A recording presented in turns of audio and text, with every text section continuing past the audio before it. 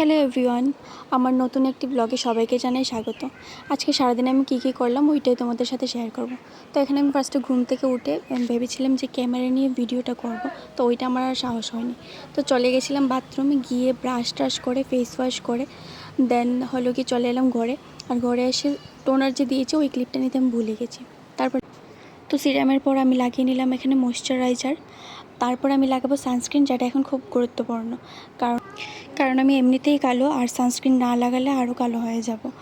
তো এখানে সানস্ক্রিন লাগানোর পর আমি আমার ফেভারিট যে লিপ বামটা ওইটা লাগিয়ে নিয়েছি। আর এখানে লিপ বাম লাগাতে আমি বক করছিলাম, কারণ ব্যাক ক্যামেরায় আমার সাথে আমার বোন ছিল। এখানে লিপ বাম লাগাতে আমি যেমন একটু বেশি নমুনা করে নিচ্ছিলাম। যাই হোক, আমি এখন খাবো 2 টুকরো কাঁচা হলুদ। আর এখানে দেখো কাঁচা হলুদ খেতে মুখটা কেমন বানাচ্ছিলাম, কারণ এটার কোনো টেস্ট নেই, ভাল লাগে না।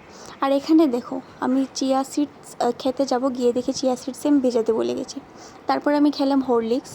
তারপর 12টা সাড়ে 12টার দিকে আমি খেয়ে নিয়েছিলাম একটু তরমুজ খেয়ে তারপর আমার কাজ যা ছিল তা সেরে আমি স্নান করে এখানে এসে একটু স্কিনটা কেয়ার করলাম। স্কিন কেয়ার বলতে আমি শুধু টোনারটাই আর লিপ বামটা এখানে অ্যাপ্লাই করলাম। এই লিপ বামটা আমি দিনে 14 বার লাগাই। তারপর মা ডাক দিচ্ছিল ভাত খাওয়ার জন্য, আমি ভাত খেতে চলে গেলাম।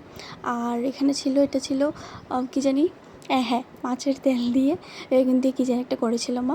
আর ছিল মাছ তরকারি। আমি আর কিছু নেইনি, কারণ আমার আর কিছু দিয়ে খেতে ভালো লাগছিল না। তারপর এখানে দেখো বিকেলবেলা ঘুম থেকে ওঠার পর মুখটা আমার বাংলার 5 হয়ে থাকে। তো এখানে আমি শুয়ে মাথাপির পেড়া খাচ্ছিলাম। তারপর সন্ধ্যেবেলা খেয়ে নিলাম আবার একটু তরমুজ। তারপর আবার আমার একটু মিষ্টি খেতে ইচ্ছে হয়, তো আমি চলে যাই একটা মিষ্টি খেতে। ফ্রিজ খুলে টপ করে একটা মিষ্টি খেয়ে নিয়েছিলাম।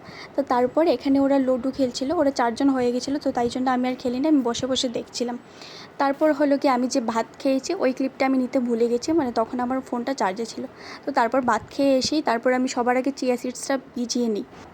সব শেষে আবার একটু রাত্রিবেলা আমি স্কিন কেয়ার করে নিই, ফেস ওয়াশ করে এসে আবার স্কিন কেয়ার করে নিই। আমি স্কিন কেয়ার করলে কি স্কিন তো সেই আমাকে আই ডোন্ট কেয়ারই বলে।